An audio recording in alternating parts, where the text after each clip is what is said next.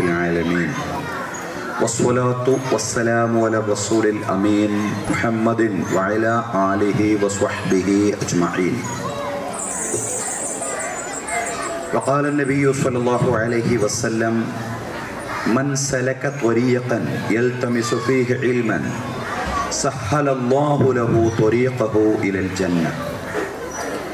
ബഹുമാന്യനായ അധ്യക്ഷൻ മിസ്റ്റർ നൗഷാദ് സാഹിബ് അവരുകളെ, ആനുവൽ റിപ്പോർട്ട് അവതരിപ്പിച്ച ദാവൂദ BV അവരുകളെ, സ്വാഗത പ്രഭാഷണം നിർവഹിച്ച അഡ്വക്കേറ്റ് മോഹന ചന്ദ്രൻ അവരുകളെ, ഖിറാഅത്ത് അവതരിപ്പിച്ച മൻഹ ദുആ, അതുപോലെ പ്രൈസ് ഡിസ്ട്രിബ്യൂഷൻ നിർവഹിക്കാൻ പോകുന്ന നമ്മുടെ വാർഡ് കൗൺസിലർ കൂടിയായ മിസ്റ്റർ MR ഗോപൻ അവരുകളെ, അതുപോലെ ആശംസാ പ്രസംഗങ്ങൾ നിർവഹിച്ച നമ്മുടെ കാരക്ക മണ്ഡപം വിജയകുമാർ സാർ, അതുപോലെ ഇനിയും സംസാരിക്കാനിരിക്കുന്ന നേമ മുസ്ലിം ജമാഅത്ത് പ്രസിഡന്റ്, ഈ പരിപാടിയുടെ മുഖ്യ സംഘാടകൻ കൂടിയാണ് അദ്ദേഹം A അഷ്റഫുദ്ദീൻ സാഹിബ്, അതുപോലെ ideal education vice chairman M Abdul Aziz Sahib,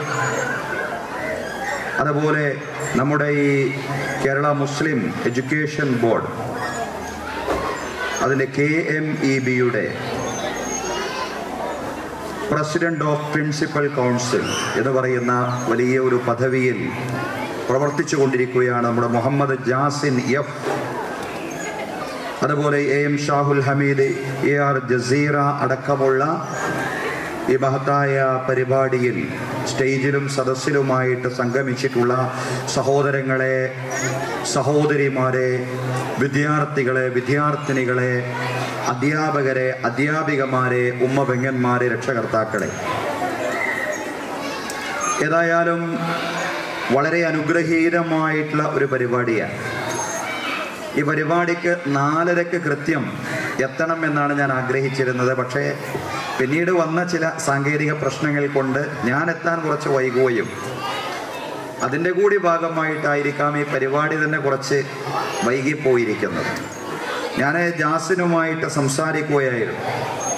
ഇനിയും നീണ്ടുപോയിക്കൂടാ, കാരണം നമ്മുടെ മക്കൾ കുറേ നീണ്ടുപോയി കഴിഞ്ഞാൽ ചിലപ്പോൾ അവർ ഇരിക്കുന്നിടത്ത് വെച്ച് ഉറങ്ങുന്ന ഒരവസ്ഥയുണ്ടാകും. കാരണം അത്ര ചെറിയ കുട്ടികളാണ് നമ്മൾ പഠിപ്പിച്ചുകൊണ്ടിരിക്കുന്ന കുഞ്ഞുങ്ങൾ എന്ന് പറയുന്നത്. സാധാരണ കുട്ടികൾക്ക് സ്കൂളിൽ പോവുക എന്നൊക്കെ പറയുമ്പോൾ, പ്രത്യേകിച്ചും ചെറുപ്രായത്തിലുള്ള കുഞ്ഞുങ്ങൾക്ക് അംഗൻവാടിയിൽ പോവുക, കിൻഡർ ഗാർഡനിൽ പോവുക, അതല്ലെങ്കിൽ അതുപോലുള്ള സ്ഥാപനങ്ങളിൽ പോവുക എന്ന് പറയുന്നതിൻ്റെ പ്രാരംഭഘട്ടത്തിലെങ്കിലും കുറച്ച് പ്രയാസമുള്ളൊരു സംഗതിയാണ്.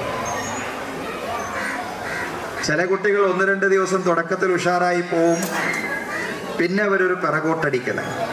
പിന്നെ നമ്മൾ സമ്മർദ്ദത്തിലാക്കി ഒന്നുകിൽ കൊണ്ടുപോയി ആക്കണം. ചിലപ്പോൾ ചില രക്ഷിതാക്കൾ തീരുമാനിക്കും, വേണ്ട ഇനിയിപ്പോൾ ഏതായാലും സ്കൂളിൽ ചേർക്കാൻ പ്രായമായില്ലേ, അതുകൊണ്ട് സ്കൂളിൽ അങ്ങ് ചേർക്കാം എന്ന് തീരുമാനിച്ചുകൊണ്ട് അങ്ങനെ പോകുന്ന രക്ഷിതാക്കളും ഉണ്ട്. പക്ഷേ ഞാൻ ഈ ഹെവൻ സ്കൂളിനെ സംബന്ധിച്ച് പഠിച്ചപ്പോൾ എനിക്ക് മനസ്സിലായ സംഗതി, കുഞ്ഞുങ്ങൾക്ക് ഈ സ്ഥാപനത്തിൽ പഠിക്കാനൊരു മടുപ്പുമില്ല എന്നുള്ളതാണ്. വരാനൊരു മടുപ്പുമില്ല. അവരാവേശപൂർവ്വം, അപൂർവം ചിലപ്പോഴൊക്കെ ചില കുഞ്ഞുങ്ങൾ ചില സാഹചര്യത്തിലൊക്കെ കരയുന്നുണ്ടാവും. പക്ഷെ അത് ഒഴിച്ചു നിർത്തിക്കഴിഞ്ഞാൽ ഭൂരിപക്ഷം കുഞ്ഞുങ്ങളും ആവേശത്തോടു കൂടിയും ഉന്മേഷത്തോടു കൂടിയും സ്കൂളിലേക്ക് വരുന്നു. നമ്മുടെ പുതിയ വിദ്യാഭ്യാസ സമ്പ്രദായത്തിൻ്റെ തന്നെ പ്രത്യേകത അതാണ്. കുഞ്ഞുങ്ങളുടെ മനോബോധത്തെ ഉൾക്കൊള്ളുന്ന രീതിയിൽ അവരെ പഠിപ്പിക്കുക.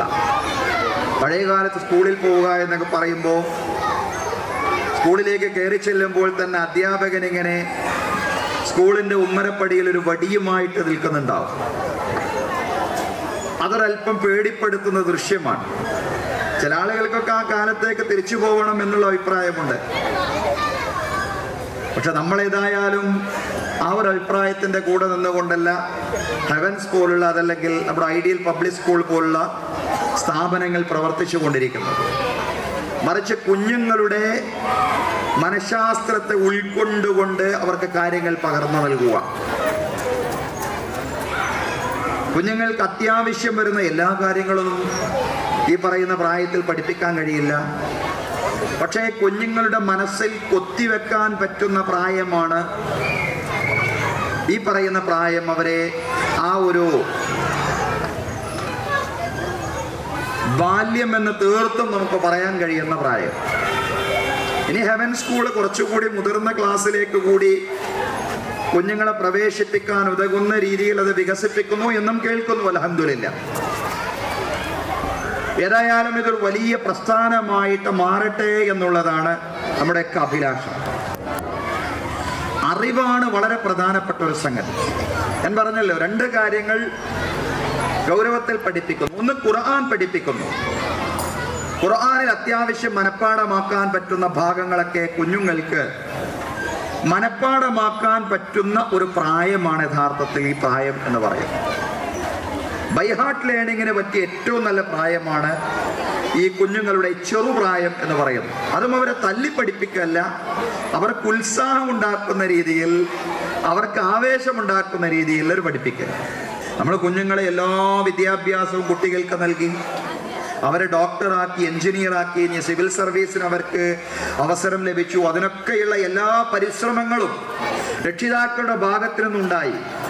പക്ഷേ ഈ രക്ഷിതാക്കളെ ഒന്ന് മാനിക്കാനോ സ്നേഹിക്കാനോ കുഞ്ഞുങ്ങൾക്ക് കഴിയുന്നില്ല എങ്കിൽ, മക്കൾക്ക് കഴിയുന്നില്ല എങ്കിൽ, പിന്നെ രക്ഷിതാവ് ചിന്തിക്കാണ്, ഞാൻ എന്തിനാണ് ഇത്രയും കാലം പണിയെടുത്തത്?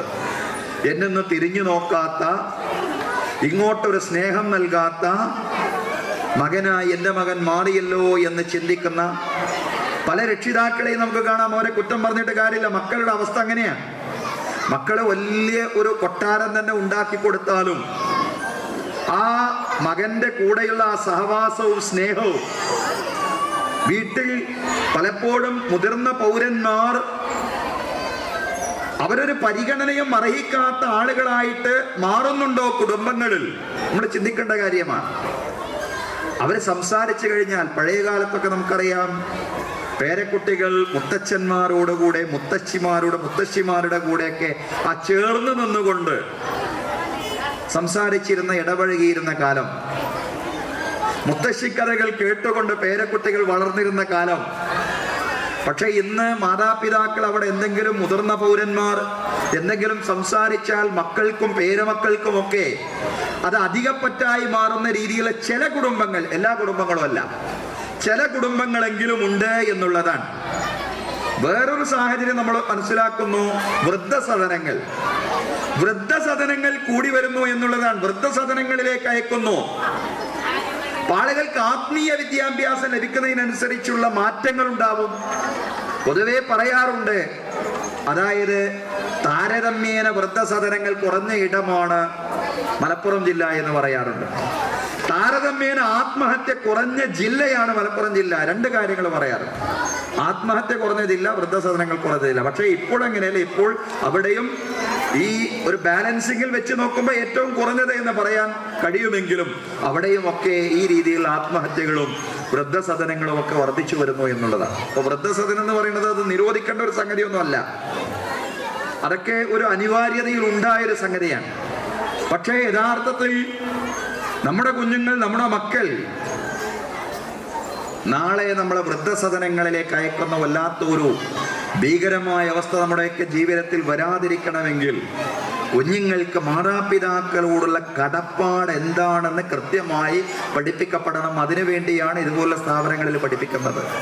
وَقَضَى رَبُّكَ أَلَّا تَعْبُدُوا إِلَّا إِيَّاهُ وَبِالْوَالِدَيْنِ إِحْسَانًا إِمَّا يَبْلُغَنَّ عِندَكَ الْكِبَرَ أَحَدُهُمَا أَوْ كِلَاهُمَا فَلَا تَقُل لَّهُمَا أُفٍّ وَلَا تَنْهَرْهُمَا وَقُل لَّهُمَا قَوْلًا كَرِيمًا واخفض لهما جناح الذل من الرحمة وقل رب ارحمهما كما ربياني صغيرا.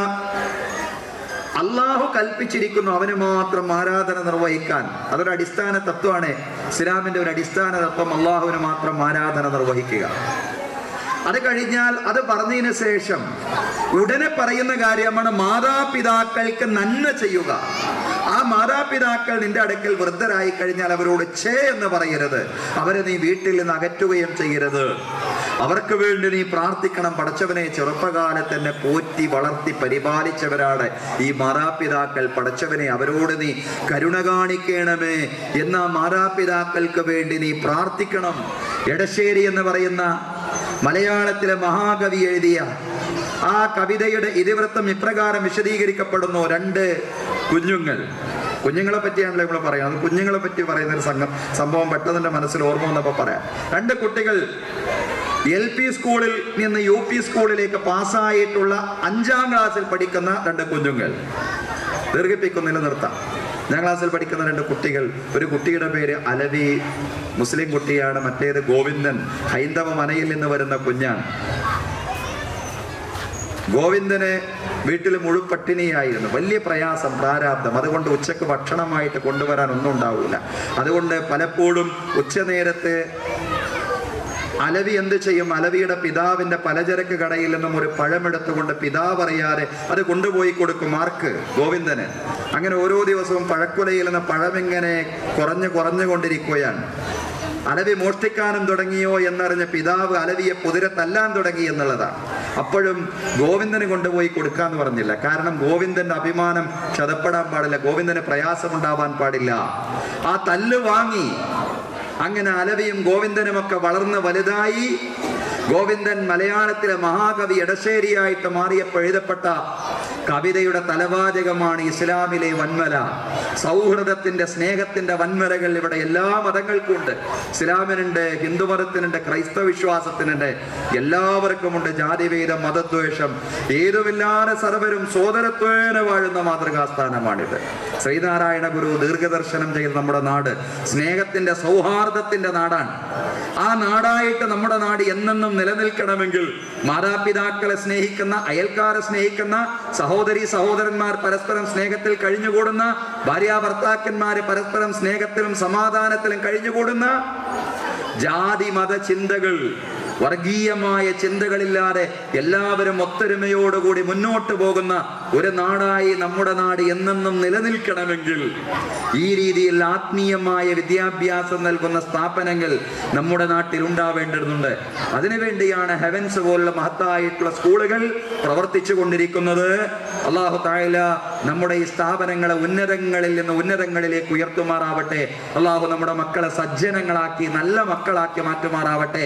മാതാപിതാക്കൾക്ക് കൺകുളിർമയുണ്ടാകുന്ന സന്താനങ്ങളാക്കി അല്ലാഹു തആല നമ്മുടെ ഓരോരുത്തരുടെയും സന്താനങ്ങളെ മാറ്റുമാറാവട്ടെ. മാതാപിതാക്കളോടും സമൂഹത്തോടും നാടിനോടും രാജ്യത്തോടുമുള്ള കടപ്പാടുകൾ പൂർത്തീകരിക്കുന്ന സന്താനങ്ങളാക്കി അല്ലാഹു തആല നമ്മുടെ ഓരോരുത്തരുടെയും മക്കളെ മാറ്റുമാറാവട്ടെ. അല്ലാഹു തആല ജാതി മത വ്യത്യാസങ്ങളില്ലാതെയുള്ള ആ ഒരു സൗഹൃദം, കക്ഷി രാഷ്ട്രീയ ചിന്തകൾക്ക് അതീതമായിട്ടുള്ള സൗഹൃദം നമ്മുടെ നാട്ടിൽ എന്നെന്നും നിലനിർത്തി തരുമാറാവട്ടെ. അല്ലാഹു തആല ഖുർആൻ പഠിക്കുന്നവരിൽ ഓരോ മതത്തിന്റെയും ആളുകൾ അതിൻ്റെതായിട്ടുള്ള ഗ്രന്ഥങ്ങൾ പഠിക്കുക എന്നുള്ള പ്രധാനമാണ്. ഖുർആൻ പഠിക്കുന്നവരിൽ